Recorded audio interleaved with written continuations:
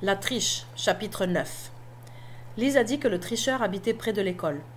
Sean habite près de l'école. Ça se présente mal pour lui. Je suis certaine qu'il n'a pas réussi à trouver le corrigé la fois où je l'ai vu dans la classe de M. Draper, mais il pourrait l'avoir obtenu depuis. Avec la date du test qui approche, il est peut-être en pleine période de vente. Il est temps que je commence à le surveiller. Je décide de le suivre vendredi midi. Je me précipite vers le vestiaire dès que la cloche sonne. En l'attendant, j'essaye de me fondre dans la foule des élèves qui viennent chercher leur lunch. L'attente est de courte durée. Il arrive aussitôt, fourre ses livres dans son casier et décampe. Je le suis jusqu'à la sortie et le regarde traverser le champ à la course jusque chez lui.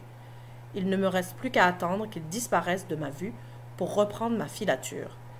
Les arbustes près de sa maison offrent un couvert idéal pour espionner ses visiteurs éventuels. Comme je m'apprête à ouvrir la porte, une main saisit mon bras. C'est Jack. « Qu'est-ce que tu fais là » demande-t-il d'un ton méprisant. « Ce n'est pas ton affaire, dis-je d'un ton sec. Laisse-moi tranquille. Tu surveilles Sean. »« Je t'ai observé, dit-il d'un ton amer. Tu fais une détective pourrie, Laurel. C'est toi qui te fais attraper. » Je lui lance un regard furieux et tends le bras vers la porte. Il le saisit de nouveau et cette fois-ci, il me fait mal. « Je suis sérieux, Laurel, dit-il en serrant les dents. Laisse tomber. Sean est mon ami. Je ne vais pas te laisser le traîner dans la boue sous prétexte d'un article de journal. » J'ouvre la bouche pour discuter, mais il m'interrompt. « Tu ne recherches que la gloire. Tu te fiches de blesser les gens. »« Tu admets donc que Sean est coupable ?» dis-je d'un air méprisant. Jack a l'air d'un personnage gonflable qui vient de recevoir un coup d'épingle. Ses épaules s'affaissent et il baisse la tête. « Tu ne comprends pas encore, n'est-ce pas ? Je te demande de laisser tomber. » Puis, il relâche mon bras et s'éloigne. Tout l'après-midi, je pense à ce que Jack a dit. D'un côté, je voudrais faire ce qu'il m'a demandé, mais de l'autre, la journaliste en moi refuse d'abandonner. Si Sean est coupable, il n'a qu'à s'en prendre à lui-même. S'il n'est pas coupable, tant mieux. De toute façon, j'ai un bon reportage qui mérite d'être publié. Je décide de retourner dans la classe de M. Draper après l'école. Si Sean, ou quelqu'un d'autre, n'a pas encore pris le corrigé, il pourrait s'essayer aujourd'hui. Cette fois-ci, M. Draper est là. En tout cas, je suppose que c'est M. Draper. Lorsque je regarde par la petite fenêtre de la porte, je vois un homme rondelé, chauve et à lunettes, assis derrière le bureau. Il ne m'a pas aperçu, mais j'ai presque fait un arrêt cardiaque en le voyant. Je me détourne de la porte et attends que mon cœur cesse de battre la chamade. Je jette un autre coup d'œil par la fenêtre. Je n'arrive pas à voir ce qui occupe Draper, mais lorsqu'il se penche pour ramasser son crayon, j'aperçois le corrigé du prochain test. J'ai l'impression d'avoir fait la découverte du siècle.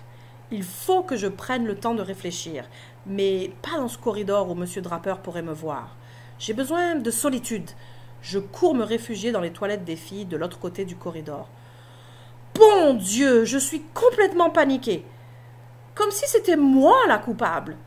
Je prends une grande respiration pour me calmer. Bon, qu'est-ce que je fais maintenant ? La chose à faire, c'est évidemment de retraverser le corridor et d'avouer tout ce que je sais à M. Draper. Ça deviendra son problème, et je pourrai m'en laver les mains. Mais je n'aurai plus de reportage. De plus, si je dis tout à Draper, il en parlera à la direction. M. Vienne saura alors que je lui ai menti pour obtenir les notes des élèves. D'accord, on oublie ça. Y a-t-il une autre option ? Ne rien faire. Je peux abandonner et laisser les événements suivre leur cours, comme si ça se pouvait. Je ne peux pas faire ça. Il me faut ce reportage. Je soupire. En fin de compte, il me reste une seule option. Je dois prendre le voleur sur le fait. Mais le temps passe. S'il veut le corriger, il doit faire vite. Je regarde ma montre.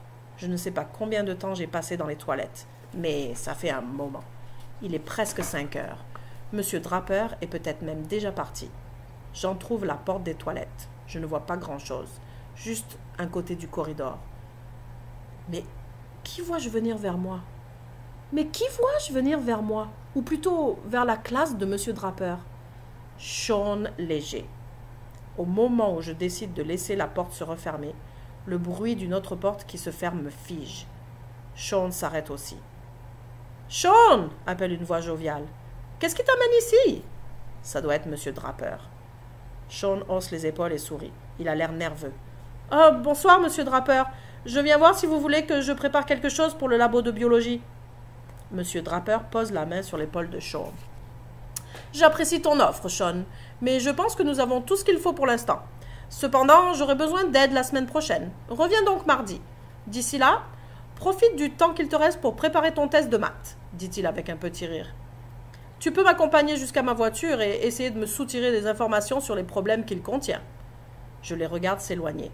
J'hésite à sortir des toilettes. Je crains qu'il ne revienne. Que Sean ne revienne. Lorsque M. Draper est parti, il ne tenait à la main que son manteau. Ça veut dire qu'il n'a pas emporté le corrigé. C'est maintenant l'occasion parfaite pour Sean de s'en emparer.